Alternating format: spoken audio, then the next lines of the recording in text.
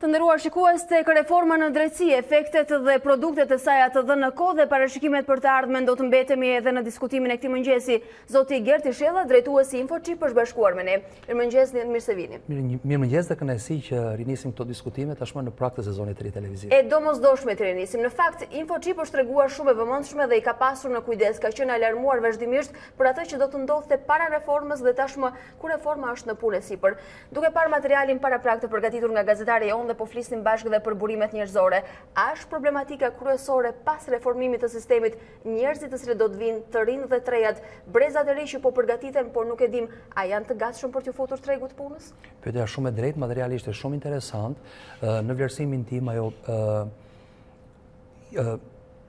është një reflektim i shqetësimit të vazhdueshëm të ngritur lidhur me dy procese paralele të cilat nuk kanë qenë të sinkronizuara me njëri tjetrin. Nga njëra anë procesi vetingut që ka boshatisur gjykatat, kur jedhimisht patrub gjyqësore nuk mund të pretendohet asnjë cilësi efektive apo dhe shpejt, dhe nga ana tjetër një mangësi që është artikuluar për këtë reformë, që teksa vetingu ka përparuar me një dinamik disi të përshpejtuar, nuk ka qenë apo nuk mund të thuhet e njëjta gjë lidhur me zvendësimin e vendeve vakante në sistemin e drejtësisë.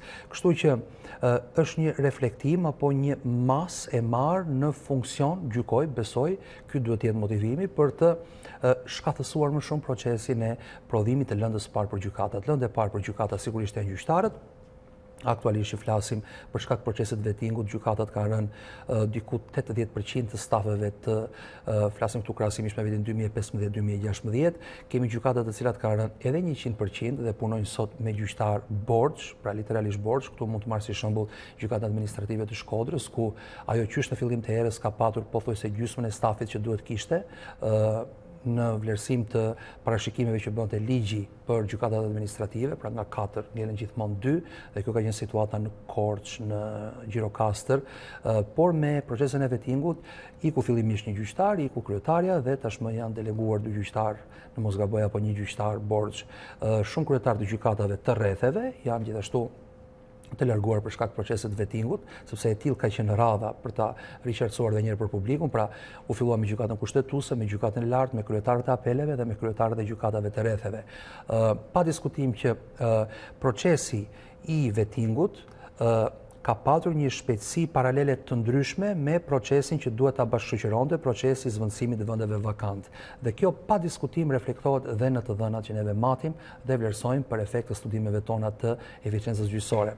Më thatë se duheshin marrë masa paraprake për të shmangur këtë lloj kolapsi në burime njerëzore, të cilën tashmë lehtësisht e parashikojmë, kjo referuar edhe shifrave të dala nga vetingu dhe sistemi i drejtësisë i sapo reformuar dhe në procese sipër. Në të kundërt, nëse masat janë të munguara, a ka një formulë të paktën për ta lehtësuar dëmin në sistemin e drejtësisë?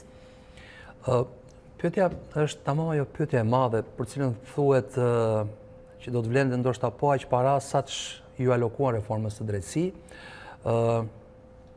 Shqipëria nuk është se nuk ka burime njerëzore, madje përpara reformës unë kujtoj edhe pohimet karakterit që ka i shumë juristë sa ata po punojnë kamarier. Problemi është që nuk u gjet ndoshta mekanizmi i dur që këto burime njerëzore, edhe për shkak të kësaj specifike akademike, për ta lidhur dhe me lajmin që juve sapo raportuat, të mundeshin të kualifikoheshin dhe me një lloj programi, ndoshta jo emergjent, po një program i cili mund të kalibroheshe më mirë për t'ju përgjigjur afateve të procesit vetingut, të mund të pozicionoheshin në sistemin e drejtësisë. Sot që flasim, ne vuajmë për gjyqtarë, dhe ky është një fakt i cili nuk mund të kontestohet edhe nga më optimistët e reformës së drejtësisë.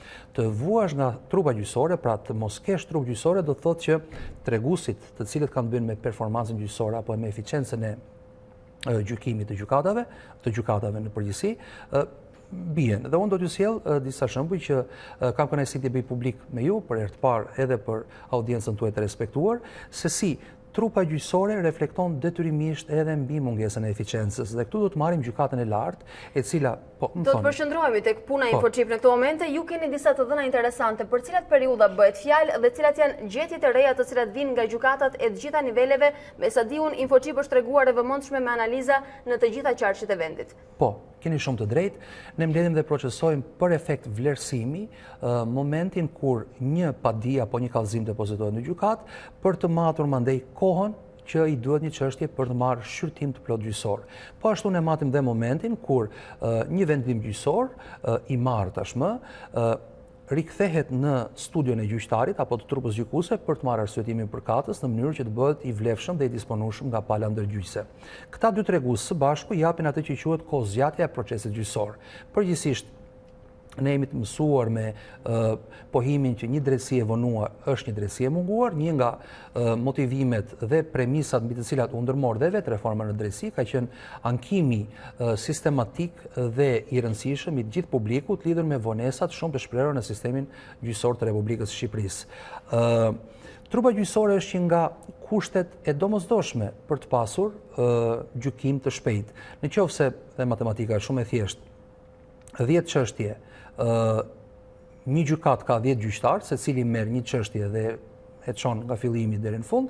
Nëse ka vetëm një gjyqtar, do të duhet 10 fish më shumë kohë. Pra kjo është pak a shumë matematika bazë në themel të këtij vlerësimi. Të dhënat nuk gënjejnë, kështu që ne kemi matur të dhënat në mënyrë që të mos etiketohemi, po themi ndër ata që janë kundër gjës apo pro gjës. Pikërisht, shifrat janë treguesi më i saktë dhe koncis. Duke i parë ato, a duhet vihemi në alarm?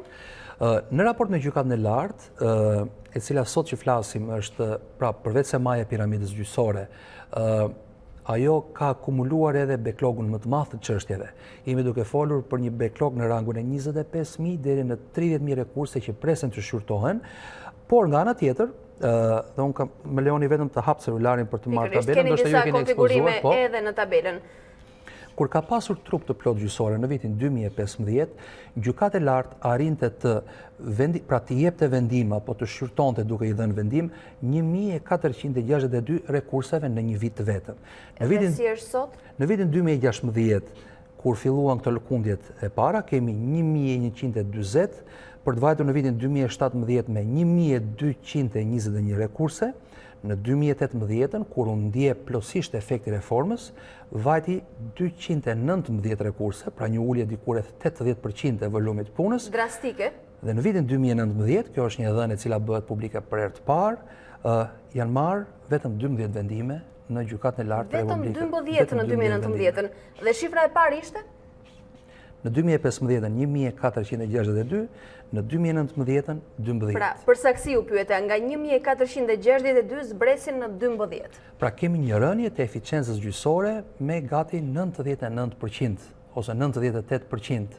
Duke e parë këto shifra, të cilat në fakt janë rënje drastike dhe nuk ka nevojë të komentohen, 25-30.000 rekurse për cilat ju po flisni, me një përllogaritje të thjeshtë, sa vite do të duan?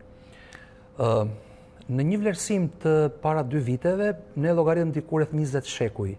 Pra po të mbledhësh kohën që duhet për të shqyrtuar një rekurs në Gjykatën e Lartë, për së vërtetë duhet thënë që Gjykata e Lartë apo gjyqtarët e saj nuk është se ishin më të papërtuarit krahasimisht me gjyqtarët e tjerë të trupës gjyqësore të Republikës së Shqipërisë.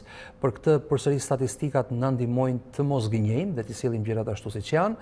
Për shembull, mund të them me përgjegjësi të plotë që nëse në Gjykatën e Re të Gjyqësor Tiranë një gjyqtar merr vendim apo vendimon diku rreth 50 deri në 60 çështje themeli në një muaj të vetëm, në Gjykatën e Lartë, në momentin kur vetingu filloi të prodhonte efektet e veta, mesatarja e një relatori për të marrë vendime brenda një muaji ishte diku rreth 3 deri në 4 rekurse.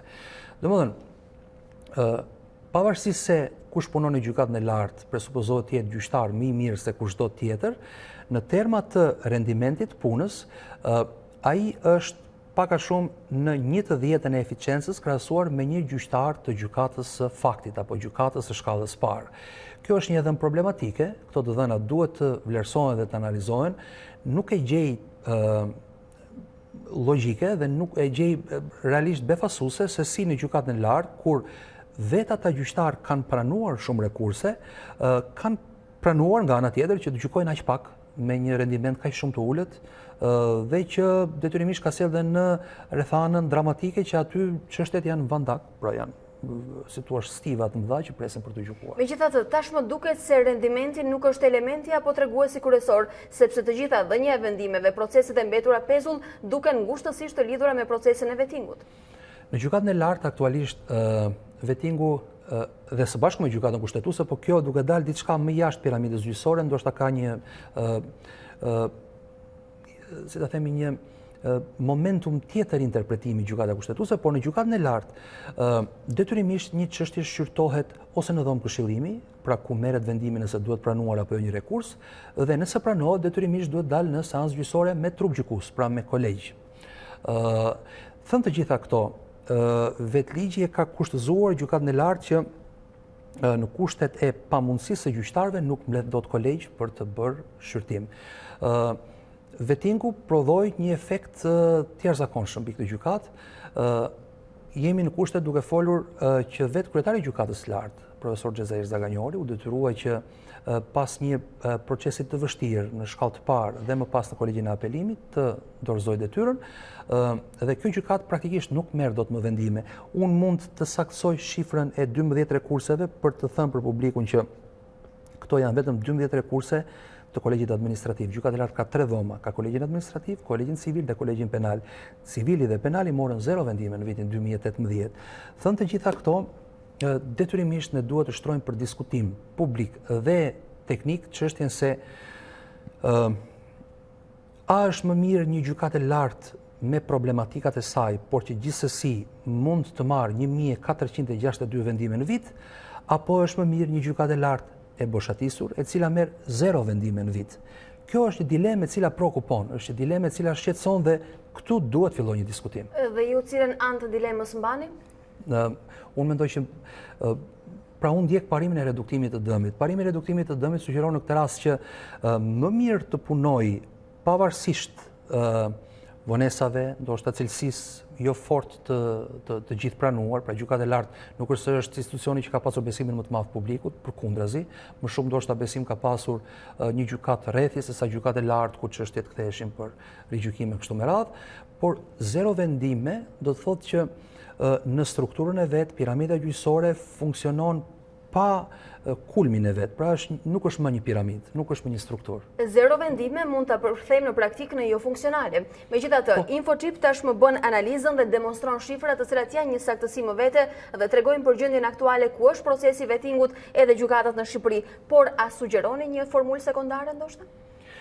Gjykata e lartë mendoj që ka tashmë, pra ka marrë një formulë sekondare nga inxhinierët e reformës së drejtësisë për të plotësuar, sidomos për çështjet saktuara që kanë një lloj urgjence në mënyrën se si duhet shqyrtohen, pra pezullimi i ekzekutimeve apo çështje të tjera. Dhe ju flisni për huazimet. Po detyrimisht duhet të ndodhë diçka, por nga ana tjetër kjo nuk duhet na pengojë që ne të njohim një lloj dështimi në mënyrën se si u harmonizuan, në thonjza, afatet, ku në njërin anë vetingu e boshatisi gjykatën, por në anën tjetër institucionet që do duhet të funksiononin të sinkronizuara për të mbushur vakancat nuk funksionuan dhe jemi në këto kushte. Ishte parashikuar apo rezultatet erdhën spontane nga dëmet të mëdha që i bëri vetingu sistemi drejtësisë, dëme po i quaj për shkak të numrit të lartë? Nëse do kishte qenë ky një parashikim, unë jam i bindur që Kuvendi nuk do kishte votuar pro inxhinierimit të gjykatës lartë. Kam frikë se nuk ka qenë i parashikuar dhe kjo është një mangësi apo një emet e gjykimit politik dhe vendimarrjes politike. Zoti Shella, unë ju falenderoj shumë për analizën dhe shifrat që sollet sot për ne. Faleminderit dhe gjithmonë kënaqësi për të folur me ju dhe një sezon të mbar televiziv gjithashtu ju uroj.